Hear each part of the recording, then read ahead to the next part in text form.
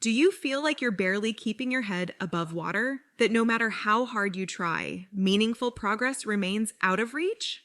Heather gets that. She battled an eating disorder for years before seeking help. Now in recovery, Heather is here to tell you that positive change is possible even when it doesn't feel that way. Join her as she shares openly about her struggles and small triumphs. Fair warning though, Heather doesn't hold back. Her candid story may trigger some. But for those wanting honesty, hope, and healing, this is 1% Better with Heather. The information and stories shared on 1% Better are based on host Heather's personal experiences with eating disorders and mental health challenges. Heather is not a licensed doctor, therapist, dietitian, or other health professional. Her advice and opinions should not be taken as professional medical advice. Please consult your physician or a qualified health provider regarding any medical or health-related issues. 1% Better also contains descriptions of eating disorders that may be triggering for some listeners. Discretion is advised. Hey there, my little gaffers, and welcome to 1% Better with Heather. I am so excited for this next series of episodes. I will be interviewing Recovery Mom, as she's known on social media. I have a special connection with Recovery Mom. When I was at my sickest, I had a different social media account, and one day this woman popped up. I was immediately drawn to her. I fully believed that this was the universe trying to get my attention. I would watch her videos on loop all day long. She was around my age, she was fully recovered, and she had all the answers. From then on, she became my Yoda. There is no question you can ask her that she does not only have the medical answer to, but the mental health answer as well. She breaks everything down so eloquently with her sweet demeanor. She gives you your medicine with a spoonful of sugar.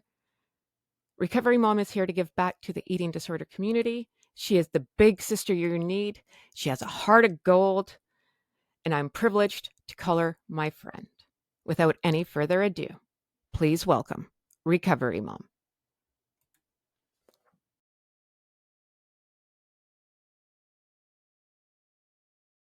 Hey there, my little gaffers, and welcome to 1% Better with Heather.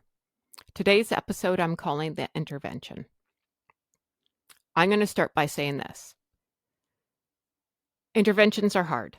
If you are the family giving the intervention, you have to go talk to your loved one and tell them your feelings and lay out a bunch of stuff that you probably don't want to be doing. And it's hard. I don't know that part of the intervention. I am the person who got the intervention. So all I can say is it sucks shit on this side. So if this is you, you have a friend in me. Interventions always come out of left field. And it's just shitty. May 2022, I am in the thicket of my eating disorder. And my sister and I have planned a trip to go see my cousin who lives in the Okanagan. If you know British Columbia, Canada, the Okanagan is beautiful. And I'm thinking, yes, this is what I need. I haven't been on a vacation since like 2010. I need somewhere to go and recharge and get a tan and lay on a lake and just live my best life. The plan was Saturday morning, I was going to drive to my sister's house and we were going to leave her house at 7 a.m. Here's what happened. Friday night, I did not sleep. I was so excited to be going on this vacation, getting the hell out of here, and just reboot.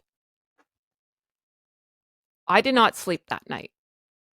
I maybe got an hour's sleep, if that's what you want to call it. I was up at 3:30 in the morning in the shower. I was dressed, looked pretty good, got a coffee from McDonald's, and it was at my sister's house by 5 a.m. My sister lives 45 minutes from me. So the funny thing about my sister's house is her house is gated. So the gate's locked. I can't drive my car up the driveway. So I have to scale this gate like fucking Spider-Man. Looking back, I probably could have just fit through the bars, but I scaled it like Spider-Man because that seemed like a good idea at the time. Walk my butt up to her front door and bang on her door at now probably 5:05 a.m. Let me tell you, she was not happy to see me at her door. So already my vacation is not going well. But I am so excited. I'm so hyped up. I'm so revved up. I'm like, let's go, let's go, let's go, let's go. We have to wake up my little niece to go. And she's like, we're not waking her up. We're going to wait until 7 a.m. and that's when we're going to leave. That is the plan. Well, let me tell you, when you are in your ed and you have control issues, this does not go well. So now I am pacing her hallway. I am trying to do yoga to calm myself down. I am trying to make noise without my sister figuring out what I'm trying to do to wake up my niece so we can get the hell on the road. Nope. It was 7 a.m. Okay. So we get down to the gate and we have to unlock the gate to get out onto the road. And I said something to my sister, and I can't really remember what I said, but she said to me, Heather, just have an open mind. And I remember my head spinning like the exorcist. And I was like, fuck you. Nope. And I grabbed for the door handle to tuck and roll out of the car like the crazy person that I am. Because I was like, I'm not going on this trip now. I know what's coming. And she locked the door, damn automatic locks. And she was like, no, you just have to hear us out. We all get a turn. This is nothing bad, but we all have something to say. And I thought, okay, well, I can handle that. The drive was hell. I had 3 hours in a car to think about what was going to happen to me. I was fully convinced I was going somewhere. They were going to lock me up and throw away the key because I'm crazy.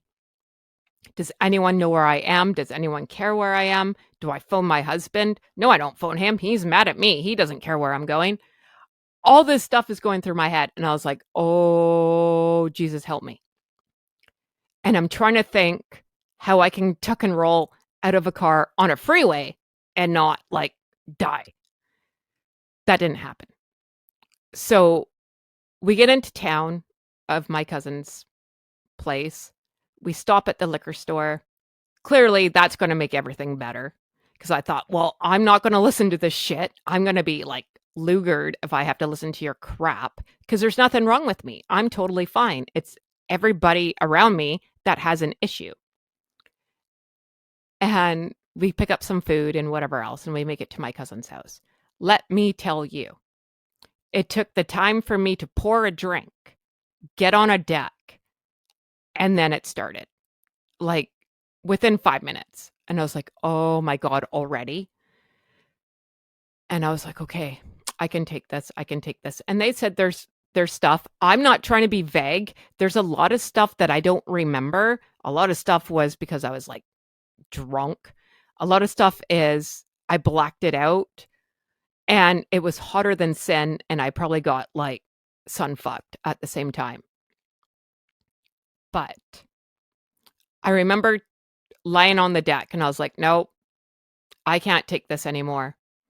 I'm going to go downstairs and change. So I went to go put on my bikini. And my cousin's like, oh, let me go with you. Let me show you around the house. And I was like, your house isn't that big. I kind of figured it out. And my sister and I are spending the night in the basement. And she's like, no. Like, let me show you. And it was her new house. So I was like, okay, yeah, all right. And I said, okay, well, I'm just going to go put on my bikini. I'll be right back. And she's like, okay, I'll wait. Well, where we were staying is like the basement's open. So there's no like door to a bedroom. I have to go in the bathroom to change. Okay. So I go in the bathroom and I'm like, you don't have to wait. Like, I'll meet you right back up there. She's like, no, no, no. So I get changed. I come out and I looked at her. I'm like, what's up? And she said, I just want you to know I hit every scale in this house. Oh, okay. I, all right. I know what I'm dealing with right now. And then we go back upstairs, back to the intervention of Heather. And nothing's bad. Nothing's bad. They are talking about how concerned they are for me, and they should be at this point. I am on death's door, and I'm trying to convince them there's nothing wrong with me. Everything's wrong with you. And then I start pulling what any addict is really good at. You flip it around on them. This is your fault. This is you. You said this to me. How dare you talk to me like this? Slick, my eating disorder voice, has now taken over my body, and I am possessed, and I am saying horrible things to these people. Horrible. I'm ashamed of what came out of my mouth, but in the moment, when you feel like you're being attacked, you just want to protect, and there's nothing wrong. And I kept saying, are you guys putting me somewhere? You guys are going to literally put me in a room and throw away the key. That is the fear, right? Like, no one's going to care where I am. And I'm trying to think, I'm like, how do I walk home from where I am? Because it was a 3-hour drive. That's a long walk home. And I'm like, this is my sister's car. There's no way I can like take her car. It was a mess. I will say though, everyone got a turn for saying their shit. It wasn't good. It was not good. There was a lot of tears. Well, I yelled a lot. A lot. Like, I'm a loud person in general. From where we were, you could hear me in Costa Rica. I was yelling that loud. And thank God my cousin has no neighbors, because the police probably would have come and arrested me. I was just unhinged. And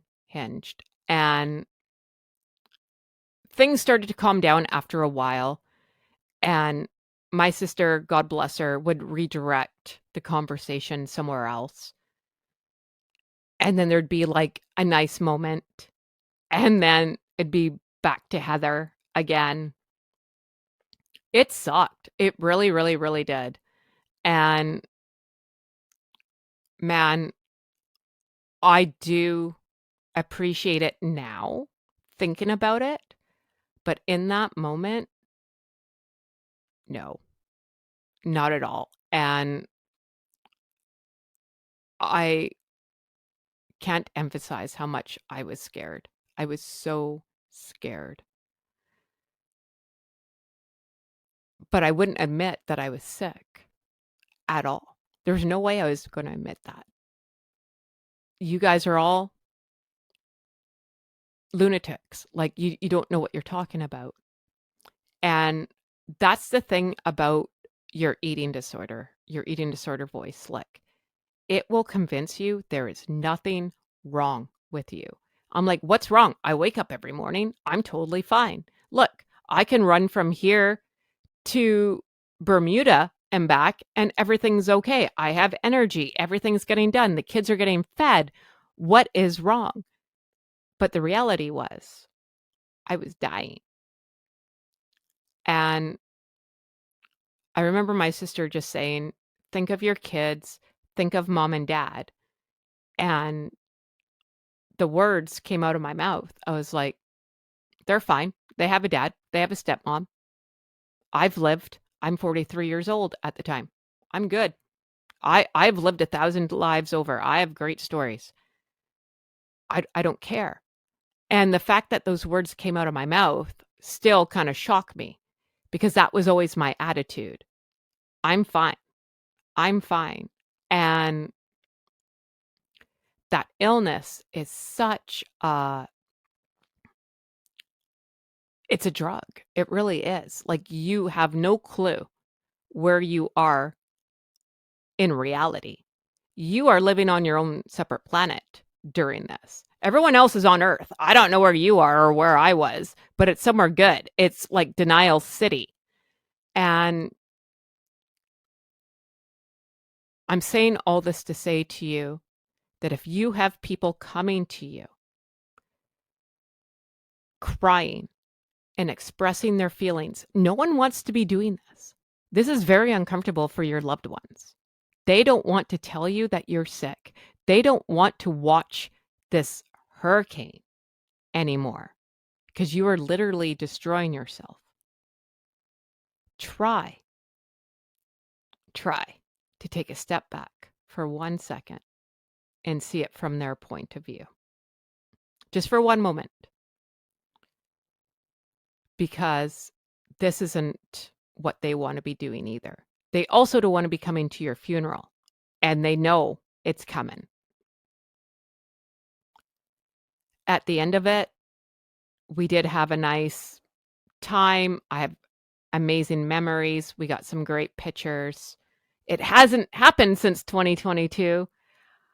I'm not going to lie. If my sister called me right now and said, hey, we're going to go back to our cousin's house, would you go? I'd be like, nope. Not because I'm not recovered, but now I have some other trauma I have to deal with. And that's always going to be in the back of my mind. But in the long run, I guess I can't ask for anything more. I have people who love me and want to make sure that I wake up every morning. In that moment, though, I will say I thought that was my rock bottom. Because I was like, our drive home, hungover. Oh, God, that was awful. And my poor sister who had to drive home hungover. Oh, that was just brutal. I thought this has got to be my rock bottom. I can't get any worse than this. It can't get any shittier. Here's the funny thing about rock bottom. It can always move.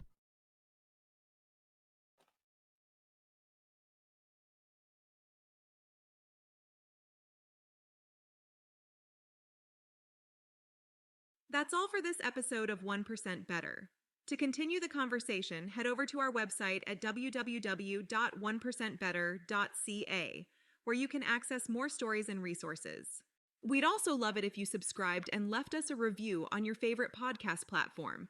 And remember, friends, progress takes patience, perspective, and sometimes a little help from people who get it. So be kind to yourself and others as we work to get 1% better every day. We'll see you back here next week.